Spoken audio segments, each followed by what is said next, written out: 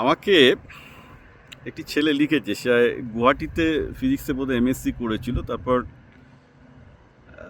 একটা সরকারি চাকরি পায়, সরকারি চাকরিতে ঢুকে গেছে। পিএইচডি এবং পোস্টডক করেনি, অনেকটা ভয় দেখেছি যে ফিজিক্সে পিএইচডি পোস্টডক করে ছেলেমেয়েগুলো চাকরি পায় না, তাদের দাদারা চাকরি পায়নি, তো তাদের প্রফেসরও তাকে নিরুৎসাহিত করেছিল। এখন তারপর সে রেলওয়ের একটা সাধারণ চাকরি নেয়, এখন পাশাপাশি বিজনেস করে, অর্থনৈতিক দিক থেকে চাকরি সুরক্ষার দিক থেকে ভালো আছে। হ্যাঁ, তা আমাকে জিজ্ঞেস করছে, দাদা আমি কি ভুল করেছিলাম? আমার তো মনে হয় আমি এখন ঠিকই করেছিলাম। আমার বন্ধুদের মধ্যে অনেকেই পিএইচডি পোস্টডক করে লাইফে সেরকম প্রতিষ্ঠিত হতে পারেনি, অনেকেই পোস্টডক্টরের পর পোস্টডক অর্থাৎ অস্থায়ী চাকরিতে আছে।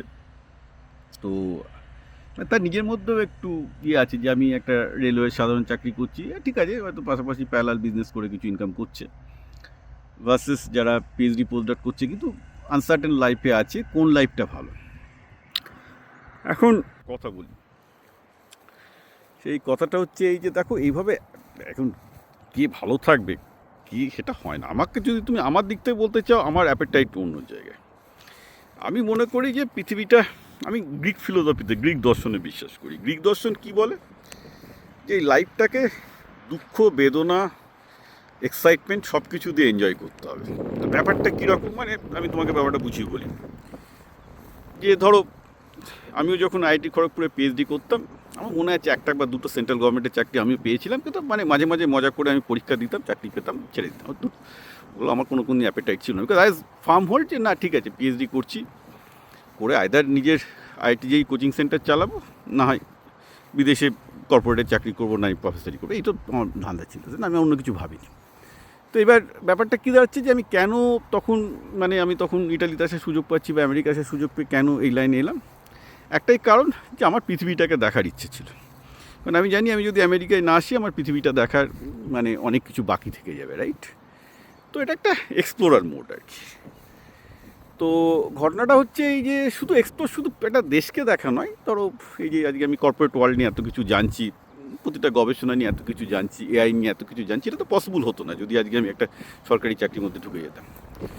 তো এখানে ঘটনাটা হচ্ছে এই যে এর জন্য কি আমাকে দুঃখ কষ্ট সহ্য করতে হয়নি? হয়েছে। আমার লাইফে অনেক আনসার্টেনটি এসছে, প্রবলেম এসছে, সব ঠিক আছে, কিন্তু আমি গ্রিক দর্শনে বিশ্বাস করি যে ওটা, এবং গ্রিক এবং চাইনিজ দর্শন দুটোই তোমাকে বলবো। গ্রিক দর্শন বলছে যে তোমাকে পুরোপুরি লাইফকে যখনই তুমি এক্সপ্লোর করতে যাবে, life has to be lived in to the fullest আমি যখন বলছি, সেখানে লাইফে তোমার হাসি, বেদনা, কান্না সব কিছুই তোমার থাকবে। হ্যাঁ, এটা তুমি খেয়াল রেখো। এবং তোমার দুঃখ আসবে, তোমার বেদনা আসবে, সবসময় যে সাফল্য আসবে তাও না, রাইট? আর এইগুলোকে তোমাকে নিতে হবে। কিন্তু এক্সাইটমেন্টটা কি না, একটা এক্সাইটমেন্ট যে না আমি এখনও লেটেস্ট এআই ফিল্ডে রিসার্চ করার সুযোগ পাচ্ছি, লেটেস্ট কী হচ্ছে জানতে পারছি, সেগুলোতে ব্যবসা করার সুযোগ পাচ্ছি, অনেক দিকে অনেক আমার এক্সাইটিং ব্যবসা চলছে। তা আমি ভেরি হ্যাপি যে যা নতুন কিছু চলছে তার সাথে আমি সবসময় জড়িত আছি। ইট কিপস মি গোয়িং, কারণ মারা তো একদিন যেতেই হবে। আমার বয়স 52-53, দিন বাদে মারা যাবো। লাইফে ওই দুঃখটা তো থাকবে না যে I didn't live my life to the fullest. পৃথিবীতে অনেক কিছু এক্সপ্লোর করার আছে, ঠিক আছে? সেটা এক্সপ্লোর করতে গেলে তোমার এক হাতে টাকা দরকার, অপরচুনিটি দরকার, ক্ষমতা থাকা দরকার। সেগুলো তো তুমি সরকারি চাকরিতে পাবে না। তো অতএব তোমার বেসিক্যালি যদি, মানে তুমি যদি এক্সপ্লোরার হতে চাও লাইফে, যে you want to enjoy the life to the fullest in all possible dimension, তাহলে কিন্তু তোমার অ্যাটিটিউড অন্যরকম হতে হবে। অন দ্য আদার হ্যান্ড, তুমি যদি ভাবো যে আমার লাইফে সিকিউরিটি চাই, আমি একটা সিকিউর জবে বসে থাকতে চাই, আমি লাইফে আমি দুঃখ কষ্ট পেতে চাই না, আমি একটা মায়না পাবো, নিজের মধ্যে নিজের জীবনে সুখে থাকবো, থাকতেই পারো, it's your choice, not at all A problem. কিন্তু এটা করে আমি ভালো হয়েছি, এটা করে আমি না, নিজে ঠিক আছে, কিন্তু এবার আমি বলছি না যে আমি যা করছি তা অন্য কাউকে করতে হবে। আমার মনে হচ্ছে আমি লাইফে এক্সপ্লোরার হব, আমি জানবো যে লেটেস্ট টেকনোলজি কী, আমি জানবো যে লেটেস্ট সায়েন্স কী, আমি জানবো যে লেটেস্ট ফুড কী, একটা দেশের লেটেস্ট কী হচ্ছে। আমার ওটাই নেচার, আমি আরও জানতে চাই, আরও দেখতে চাই, আরও ঘুরতে চাই। তাই জন্য আমি আমার এই লাইফ চুজ করেছি। এবার যাদের মনে হয় না এটা না, আমি একটা সুখে শান্তিতে থাকবো, তারা সুখে শান্তিতে থাকবে। সো কেউ কারোর থেকে ভালো বা কেউ কারোর থেকে খারাপ আছে এটা কিন্তু নয়। ঘটনাটা হচ্ছে এই যে তার অ্যাপেটাইটটা কী, অর্থাৎ তার কোন ধরনের খাবার ভালো লাগে। কেউ সারা জীবন ডাল ভাত খেয়ে বলে যে না আমি ডাল ভাত খেয়ে শান্তিতে থাকবো, কেউ বলে না আমি ডাল ভাত আমি সব টাইপের খাবার খাবো, সে আমার পেট খারাপ করবে, সেটাকেও আমি সই আছি, কিন্তু আমি স্বাদটা নেবো। অর্থাৎ সোজা কথা কি, তুমি বলছো আমি ডাল ভাত শাক খাবো, তাতে আমার কোনোদিন পেট খারাপ হবে না, আমি ওইভাবেই থাকবো।